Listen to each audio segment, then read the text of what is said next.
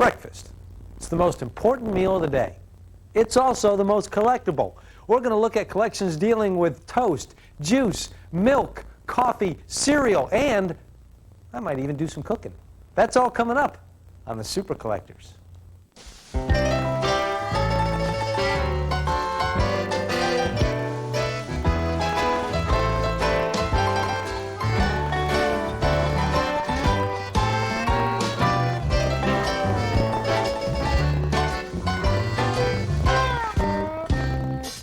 And eggs. I forgot eggs. That's probably what I'm going to be cooking a little bit later on. Welcome to the Super Collectors, everybody.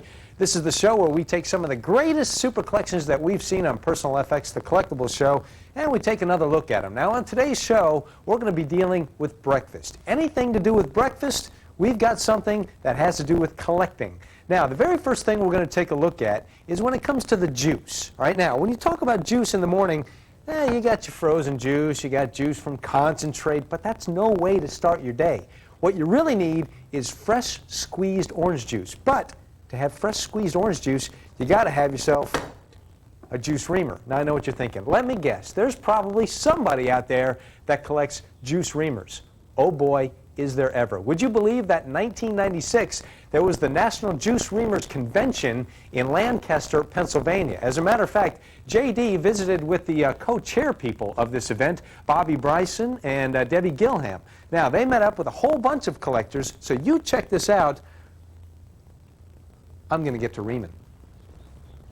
We're in a room filled with thousands and thousands of juice reamers and, of course, the people who love them. And we do, too. And she does. This is a table full of really rare and unusual juice reamers, and we're going to take a look at some of them. Let's look at these, Bobby. Tell me about these. These are probably some of the earliest ones you'll see on here. They're post-Civil War, they're wood, and this is the implements that you started seeing in this country when juicers first came into, juice reamers first came into play. And what's the value of something like this? You know, you may pick these up for a few dollars, and you can pick them up for as much as hundreds of dollars. They really vary in price. Look at this. This is probably one of the most unusual ones here. This one is made in a number of colors, but what makes this one unusual and more rare is the color, the French blue color. It's made by the Fenton Glass Company. It's worth in the thousands because you don't see it as often in this color as you do in its red, black counterparts. Maybe only the yellow one is more expensive than this one. How many juice reamers do you have? About 500. These are Japanese. Yeah, most of these reamers. figurals were made in the 30s and 40s, Japanese imports.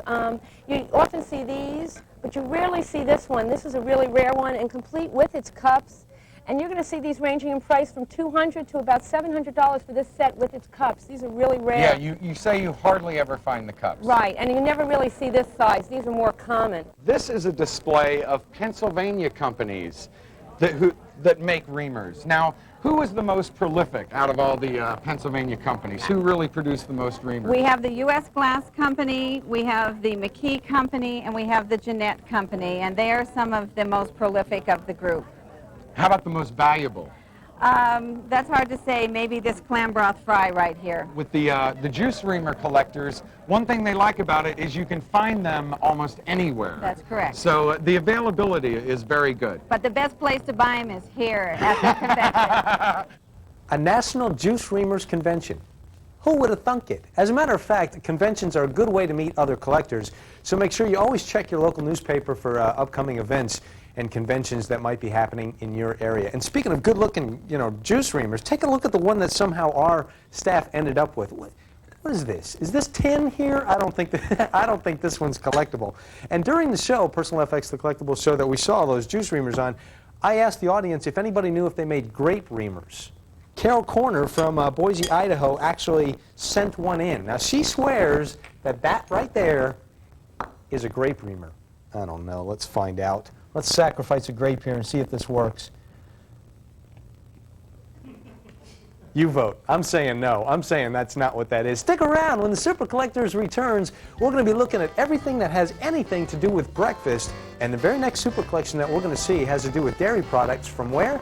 You guessed it, the state of Wisconsin. Stay with us.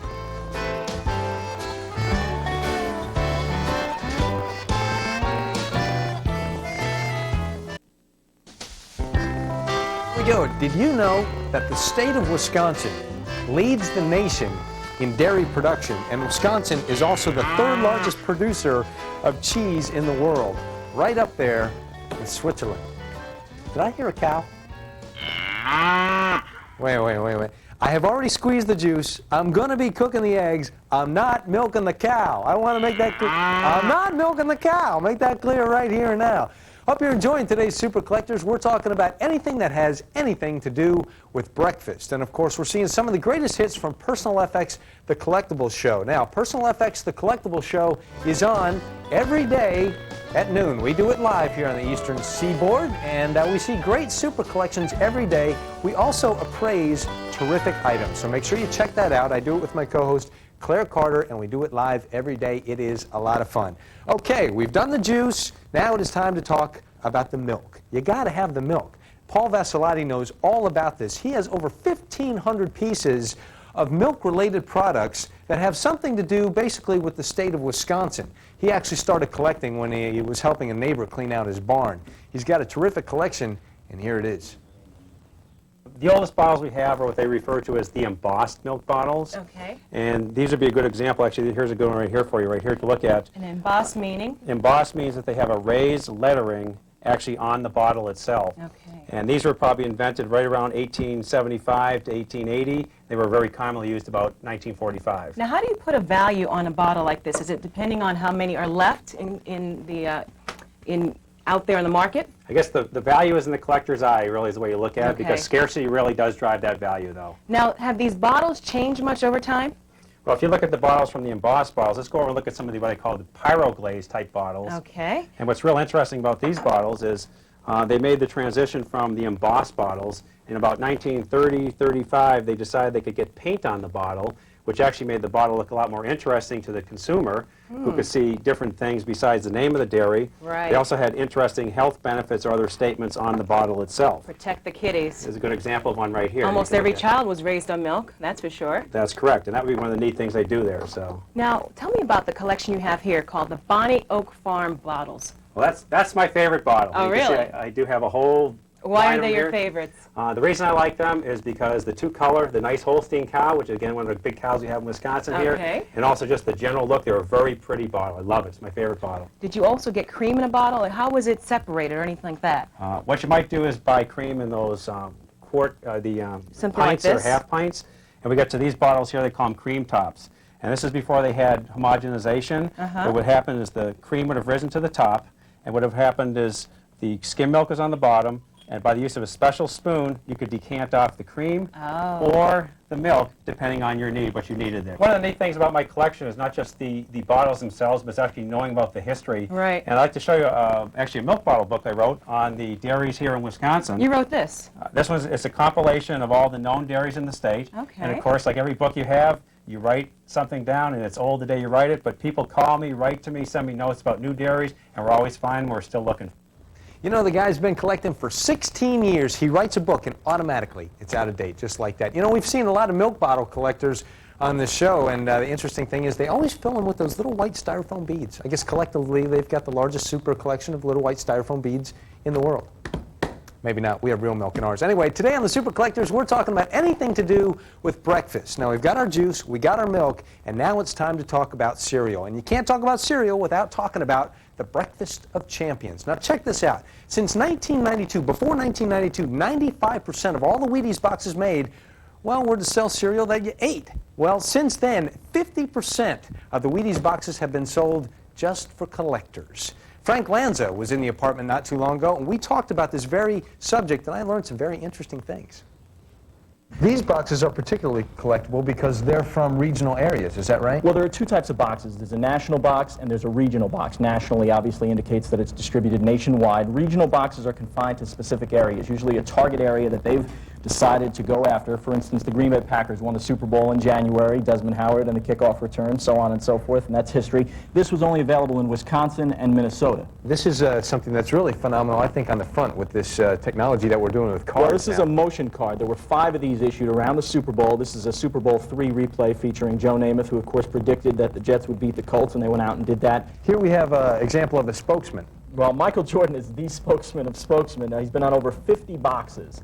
This is Michael Jordan's second appearance ever. Now this box full in mint condition can generate anywhere from $200 to $300 depending on the collector. How many spokesmen have there been? Generally 10 to 15, I think? About that, but it's really hard to say because Wheaties has been involved for so many years with sports. Back in 1939, first Major League Baseball All-Star game, there were 51 players on the field that day. 46 of them endorsed Wheaties. There have been a lot of players who've endorsed Wheaties but not necessarily appeared on the box. The biggest of the big is Michael Jordan. Now here's an interesting fact for you when you think of Wheaties boxes. The Jackie Robinson box, when it hit the stores, was priced at $3.99. By the time you walked out of the store with it, it was already priced at $10. That's an increase of 150%. Who needs the stock market when you have good old Wheaties? If you want to know more about collecting cereal, there's a great book that you might want to check out. It's called Cerealizing America. It has all the information that you need to know when it comes to collecting cereal in America. On today's Super Collectors, of course, we're talking about anything that has anything to do with breakfast. So when we return, we're going to be looking at super collections that deal with toast, that deal with coffee, and that deal with eggs. I might even cook a few. How do you like them? Burnt or raw? Those are your two choices. Stick around. More Super Collectors when we return.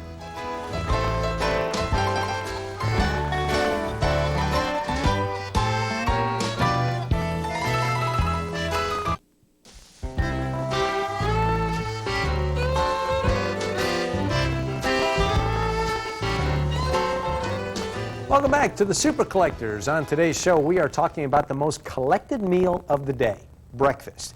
Now, we've already seen collections that have to do with milk and juice and cereal, and now it is time to talk about the all-important egg. Recently, I was in Sunnyvale, California, and I got to meet up with this guy right here, Don Thornton. Now, Don collects egg beaters. He's got well over 700 of them. Now, you think, where would you keep egg beaters? You keep them in the kitchen, right? No.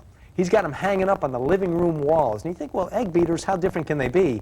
And then he starts to tell you about the development of the egg beater and where it went wrong and where it went right and why we've got the ones we do.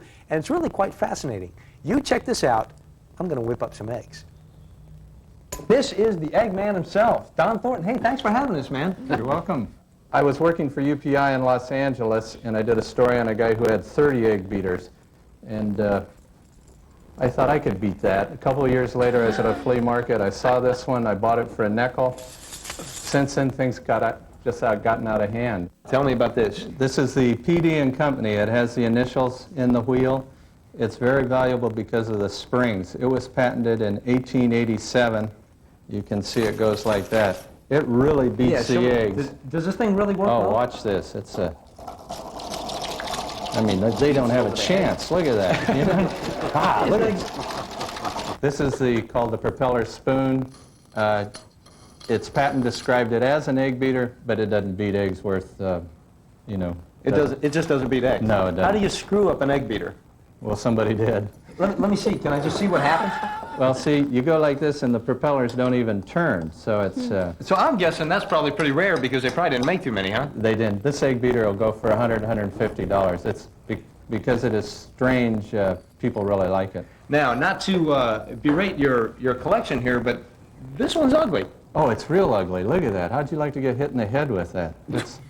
This is a neat egg beater in that it was patented by a woman, and it's based on the Archimedes screw principle. How does this one work? It works good. Look at this. I mean, if it doesn't slop out of there. Boy, look at that. This is nicknamed the flip-flop by collectors.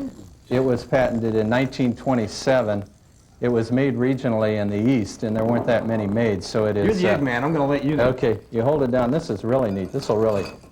There it goes. Look at... Yeah.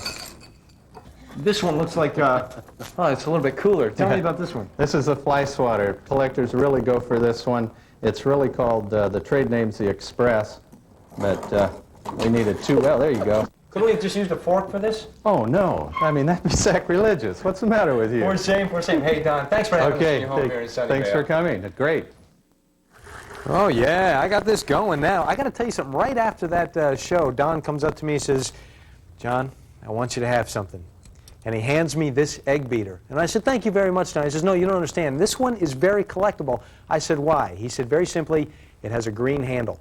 That's the truth. Green-handled kitchen utensils, especially egg beaters, are very, very collectible. And this is the type of thing that you would learn in Don's book. He's got a book all about the egg beater, everything that you could possibly need to know. You can't beat this. It's called Beat This. So make sure you check that out if you are interested. All right, now I've got all this going. Now I've got the juice, I got the eggs, I got the milk, I got the cereal. I'm going to start frying up these eggs. Now I'm going to need some toast. And that leads me into Eric Norcross's collection. Now, Eric lives out in Portland, Oregon, and he has over 500 toasters. You see, Eric is an artist, and he looked at a toaster once, and he said, you know, there is really some art to this, and then he never saw them the same.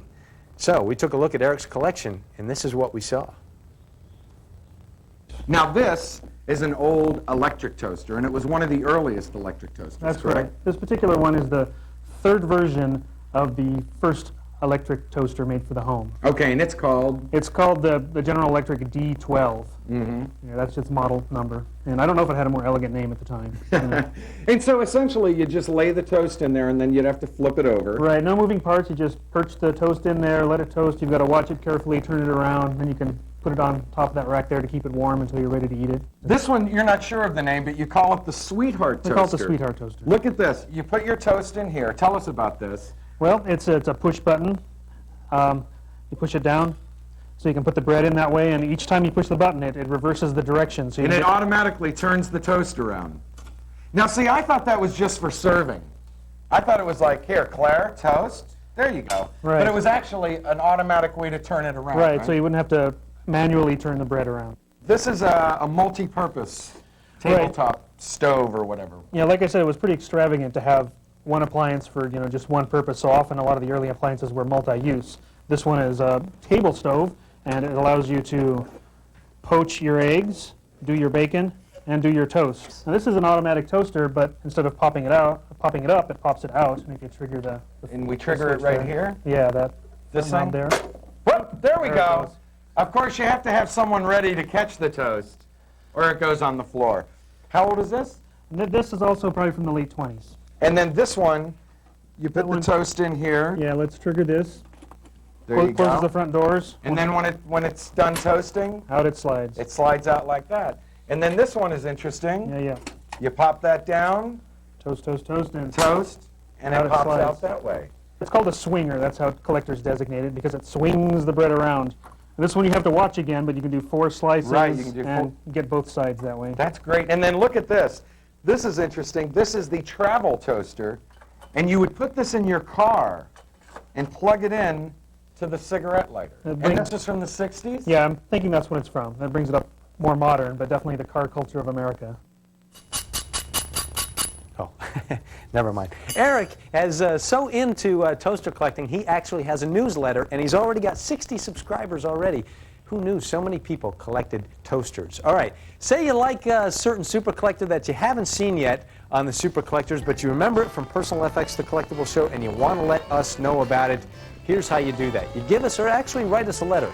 Personal FX, care of the Super Collectors, P.O. Box 825, Madison Square Station, New York, New York, 10159-0825. On today's Super Collectors, we're talking about anything to do with breakfast. So I got just about everything all set up. Got to cook the eggs a little bit more, and we need that coffee fix. We're going to look at some coffee grinders when the Super Collectors returns. Stay with us.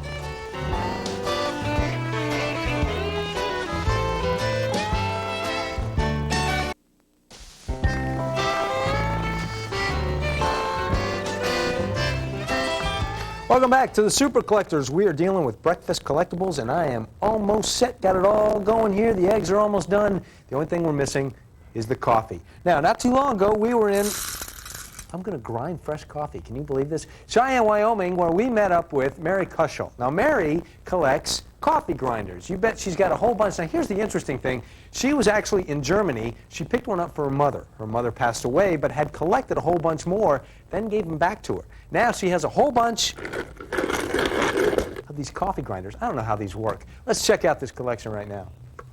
How did the collection start for you? Well, my husband and I were stationed in Fallsburg, France in 56 to 59, and my mother just had built a new home and wanted something different in her kitchen. Right. So my husband and I went to Germany and we started buying coffee grinders. These were the two. and I sent back from Germany. They were unique in the different ways they opened. This one had an opening from the top where you would fill your beans Coffee. into there, and then you would grind it, and then it would come out the bottom portion there. That's a very small portion. Yeah, well, I think it would be like enough for a pot or something. One person. How would this work? All right, it would be the same way. You would put your coffee beans in And then grind it. And then to get the coffee beans out, you would have to turn it, and then it slid out the bottom, and then you would just Interesting. use it. That's And fantastic. this is a very unusual one. How old is this? About 1909, I believe. 1909. The Bronson. Then the wall models, or side mounts, is what I think they were called, would be on the same order. They would put the beans Up in, there and then grind. grind it, and then they would come out the bottom. They would, again, put the beans in, and they would have a hand grind. Now, would the clerk do all the work, or would a person who wants the coffee do the work?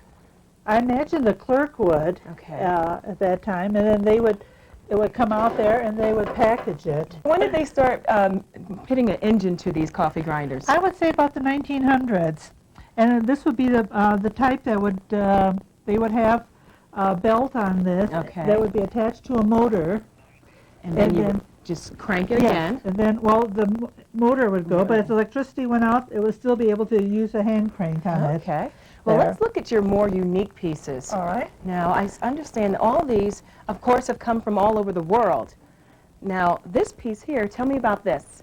All right, that one I found in a flea market in Denver. Oh, locally. And, yes, and it's an Elma, and it's a cast iron upright. And Elma is the manufacturer? Yes, and that's what we look for, the names or anything that's unusual, any labels, anything that's unique in the way an opening type thing. Now, this looks like it's in great condition. I can't believe this was the Yes. original. I was surprised, too, when I saw it. I just grabbed it. Now, you try picking it up. It's cast iron. Okay, wait. Whoa! This is what, about 10 pounds? At least.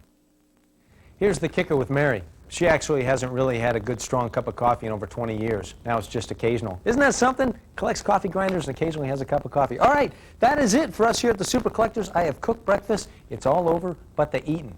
Thanks so much for joining us. You bet we will see you next time on the Super Collectors.